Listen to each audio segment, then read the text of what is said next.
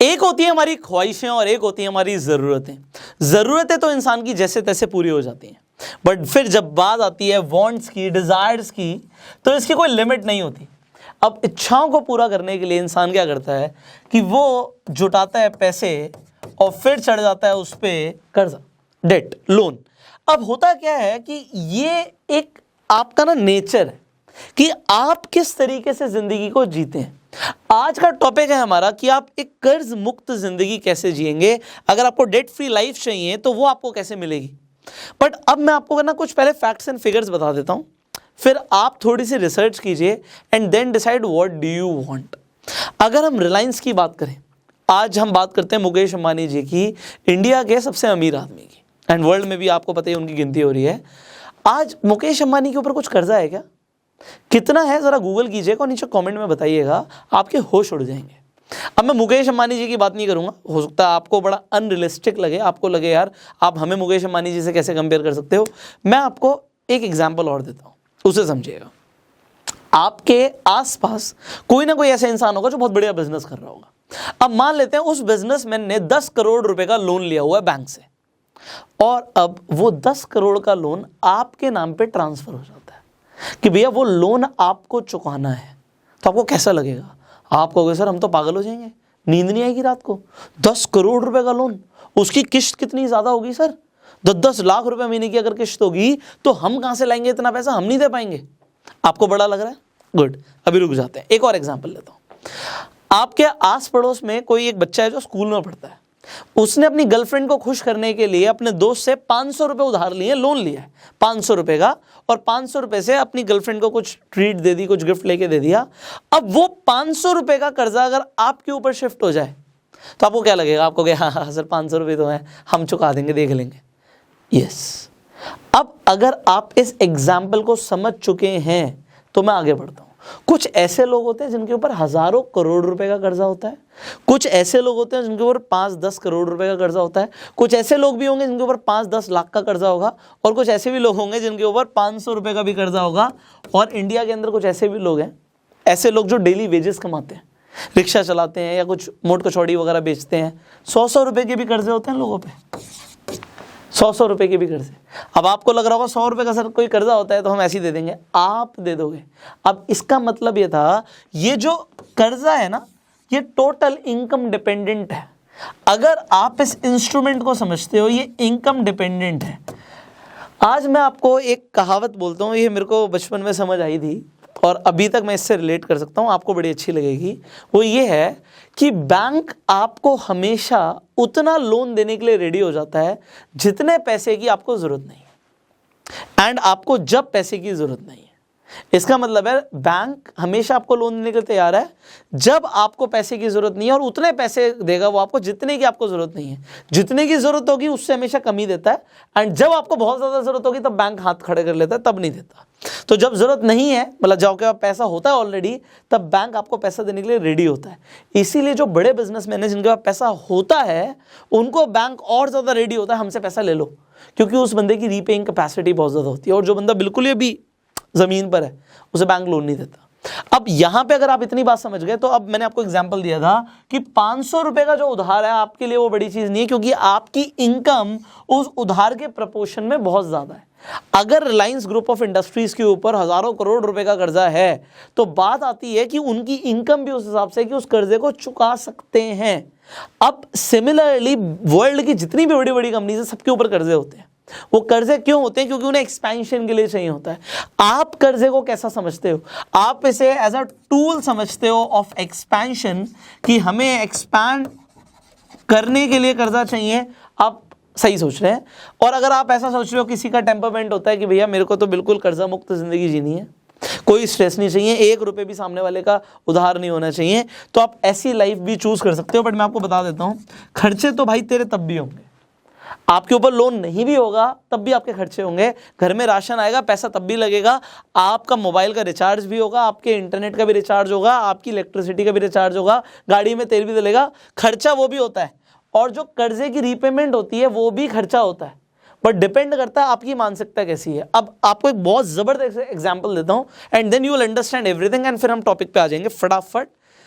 समझिए इस बात को। एग्जाम्पल ये है, एक बच्चा है, बहुत गरीब है, बहुत गरीब बच्चा होता है, और जैसे तैसे ना वो एक आइसक्रीम की दुकान में घुस जाता है। एक बहुत अच्छी सी आइसक्रीम की दुकान है, उसमें घुस जाता है। अब वहाँ पे एक अमीर इंसान अपने बच्चे को आइसक्रीम दिला रहा होता है, तो वो उस मासूम बच्चे की तरफ देखता है जो गरीब इंसान का बच्चा होता है। तो वो देखता है कि वो आइसक्रीम को देख रहा है, और उसे दिखता है कि यार उसके कपड़े वपड़े फटे हुए हैं, वो खरीद तो सकता नहीं है। तो जो अमीर इंसान होता है वो अपने बच्चे को जहाँ पे आइसक्रीम दिला रहा होता है, उस गरीब इंसान के बच्चे को भी वो एक बहुत बढ़िया वाली आइसक्रीम खरीद के देता है। एक ऐसा चॉकलेट कोन लेके देता है जिसमें डबल स्कूप होती है। आपने देखा ना, एक स्कूप के ऊपर, एक आइसक्रीम के स्कूप के ऊपर भी एक और स्कूप होता है, और वो खरीद के देता है। और बच्चा एकदम से बहुत ज़्यादा खुश हो जाता है। उसने जैसे कि ऐसी आइसक्रीम कभी खाई ही नहीं थी। अब उसे उस अमीर इंसान ने आइसक्रीम दिला दी। उस अमीर इंसान को भी अंदर से बहुत अच्छा लगता है कि मैंने उस बच्चे की हेल्प करी है, क्योंकि उसके लिए कोई बड़ी बात नहीं थी आइसक्रीम दिलाना। बट अब क्या होता है, जैसे ही वो बच्चा उस आइसक्रीम को चाटता है, जीभ बाहर निकालता है, उससे जो आप देखते हैं वो जो स्कूप होता है वो गिर जाता है। और एक नहीं गिरता, दोनों स्कूप साथ में गिर जाते हैं। अब जब ज़मीन पर स्कूप गिर जाते हैं तो बच्चे का रोने जैसा चेहरा हो जाता है। उसने अभी तक आइसक्रीम खाई नहीं थी, उसकी आइसक्रीम गिर गई। अब वो क्या होता है, बच्चे की ना आंखों में चमक आ जाती है। उसे लगता है उस अमीर इंसान ने जिसने पहले आइसक्रीम दिलाई थी, अब वो दोबारा दिला देगा। और वो इशारा करता है इस बार उस आइसक्रीम पे जिसमें लगे होते हैं 3 स्कूप, एक के ऊपर एक के ऊपर एक। तो अब आपको क्या लगता है, वो अमीर इंसान उसे वो ट्रिपल स्कूप दिलाएगा? The answer is no. इस बार तो वो डबल भी नहीं दिलाएगा, क्योंकि वो क्या देखेगा, जब इससे पहले डबल नहीं संभली तो मैं इसे ट्रिपल कैसे दिला दूं, और डबल भी अब क्यों दूं, क्योंकि उससे वो भी नहीं संभली। अब वो जो अमीर इंसान है ना, वो है ऊपर वाला। वो ऊपर वाला जो गॉड है, वो बिल्कुल आपको अपने बच्चे की तरह रखता है। आपको एक बार अपॉर्चुनिटी जरूर देता है। अगर आपने उसे संभाल लिया तो अगली बार भी वो आप पे ट्रस्ट करेगा और दोबारा से अपॉर्चुनिटी देगा। बट अगर आपको एक बार उसने मौका दिया, एक बार उसने आपको पैसा दिया और आपसे वो भी नहीं संभला, तो वो भी ले लेगा। अब आप समझिए, अब मैं आपको एक जो रियलिस्टिक बात समझाना चाहता हूं। आज मैं आपको 500 करोड़ रुपए दे देता हूं। आपके पास 500 करोड़ आ गए फॉर एग्जांपल मान लीजिए, और मैं आपको बोलता हूं कि 5 साल में आप मुझे इसे 1000 करोड़ करके दे दो। अब आप क्या करोगे? अब आप बोलोगे सर 500 करोड़ को यहाँ पे 100 करोड़ लिख दिया, 1000 करोड़ करके देना है, क्या करेंगे हम? सर कोई ना कोई बिजनेस करना पड़ेगा, सर रियल एस्टेट में इन्वेस्ट करना पड़ेगा। The answer is you do not know. अगर आपको भी नहीं आता तो आपको कभी भी इतना पैसा नहीं मिलेगा। अगर आपको इसे 500 को 1000 नहीं करना था, आपको नहीं मिलेगा। बट अगर आप मुझे कहते हो, कन्विंस कर लेते हो कि सर आप 500 करोड़ दो तो सही, हम 1000 करोड़ करेंगे, तो मैं आपको बोलूंगा कि मैं आपको अभी 500 रुपये दे रहा हूं, और इस 500 रुपये को आप 1000 रुपये करके दो। अपना पैसा मत देना, अपनी जेब से मत देना, इससे इन्वेस्ट करो, इससे बिजनेस करो, इस 500 रुपये से जो मर्जी करो, बट इस 500 को आप 1000 करके दो। जब आप इस 500 को 1000 करना सीख लोगे ना, तो आप 500 करोड़ को भी 1000 करोड़ करना सीख लोगे। बट लोग इसे कैसे मल्टीप्लाई करते हैं, और जब आप इसे एक बार कर दोगे तो मैं आपको इसके बाद भी कुछ ट्रायल एंड एरर्स के लिए आपको ये मल्टीपल टाइम्स करने के लिए बोलूंगा कि आपने एक बार कहां पे इन्वेस्टमेंट करी जहां से 500 से 1000 हुआ, या आपने बिजनेस किया है, क्या किया, उसे आप एक बार रिपीट करके देखो कि ये बार बार हो रहा है। अगर बार बार हो रहा है तो भैया आप बिजनेसमैन बन गए, आप इन्वेस्टर बन गए। आप जब 500 से 1000 कर सकते हो तो आप 500 करोड़ से 1000 करोड़ भी कर सकते हो। और लोग जो बिजनेस करते हैं वो इसीलिए लोन लेते हैं। बट अब बात आती है, जब आप लोन लेते हो तो आप एज अ आम आदमी किस लिए लोन लेते हो? Good question. आप लेते हो जी अपने पर्सनल एक्सपेंसेस के लिए। आपको पता है आम आदमी पर्सनल लोन बहुत ज्यादा लेता है। अब ये पर्सनल लोन का कंसेप्ट मुझे नहीं समझ आता। पर्सनल लोन आपको बहुत ज़्यादा ब्याज पे मिलता है, और ये आपने क्यों लिया था? क्योंकि आपकी इच्छाएं बहुत ज़्यादा थी। अभी तक मैंने आपको जितने एग्जाम्पल्स दिए थे ना, वो सारे एग्जाम्पल इसलिए थे कि आप कोई ऐसी जगह इन्वेस्ट करो जहां से आपको पैसा मल्टीप्लाई होके मिले। चाहे वो बिजनेस में करो, चाहे ऐसी जगह पे इन्वेस्ट करो जहां पे एसेट्स में आप इन्वेस्ट कर रहे हो, एसेट्स आपको बढ़कर रिटर्न्स देंगे।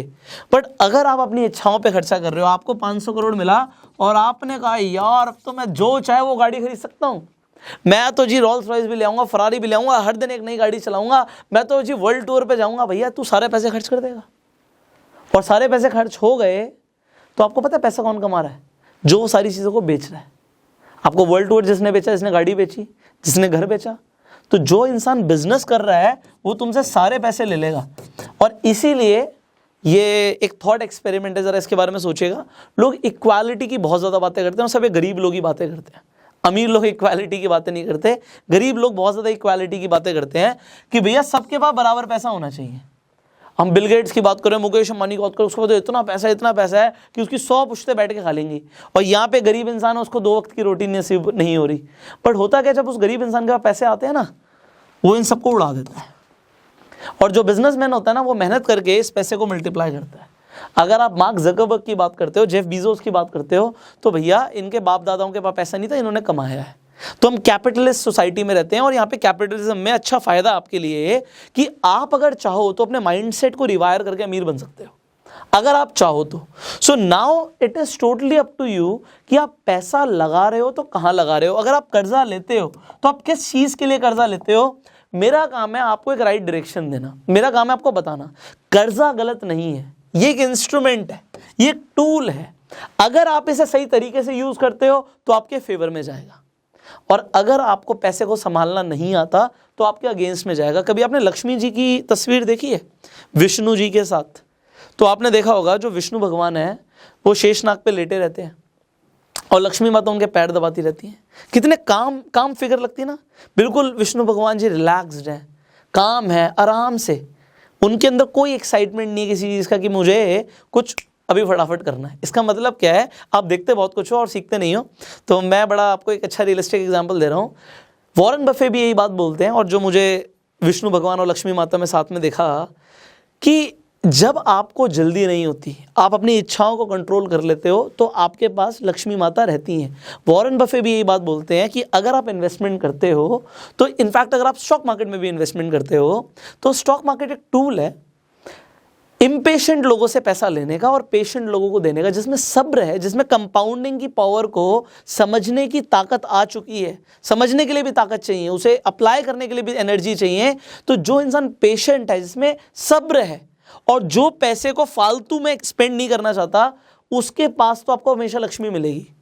और ऐसे बहुत सारे लोग हैं जिनके पास लक्ष्मी आती है और ऐसे ऐसे करके खर्च करते हैं और वो दोबारा से गरीब हो जाते हैं। बहुत सारे ऐसे लोग हैं इनकी लॉटरी निकलती है। बहुत सारे ऐसे लोग हैं जो कौन बनेगा करोड़पति में गए, और ऐसे बहुत से लोग हैं जिन्होंने इंडिया में ढाबे चलाए, उनके पास फंडिंग आई और उसके बाद वो सारा पैसा चला गया। क्यों चला गया? क्योंकि माइंडसेट पुअर था।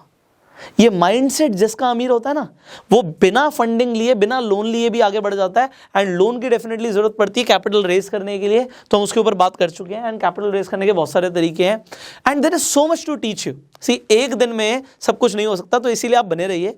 इस वीडियो को अगर आप फेसबुक पर देख रहे हैं तुरंत फॉलो कीजिए, और यूट्यूब पे देख रहे हैं तुरंत सब्सक्राइब कीजिए, बेल आइकन पे क्लिक कीजिए कि ऐसी एक भी वीडियो आपसे मिस ना हो। लाइक कर दीजिए, शेयर कर दीजिए। इसके साथ साथ अगर आप इंटरनेट के थ्रू पैसा कमाना चाहते हो, डिजिटल एंटरप्रेन्योरशिप सीखना चाहते हो, जो ये फाइनेंशियल लेसन्स हैं, इन्हें आप एक्चुअल वर्ल्ड में अप्लाई करके, डिजिटल वर्ल्ड में अप्लाई करके पैसा कमाना चाहते हो, तो आप हमारा प्रोग्राम ज्वाइन कर सकते हो जिसका नाम है the fast track millionaire training program. तो आपको इस कोर्स की पूरी जानकारी इस नंबर पे कॉल करके मिल जाएगी। इसका आप ब्रोशर भी डाउनलोड कर सकते हो, डिस्क्रिप्शन कमेंट बॉक्स में जो लिंक है उस पर क्लिक करके। So you download the brochure, call this number, join this training program and share this video. I will see you in the next video. Till the time, you go self made.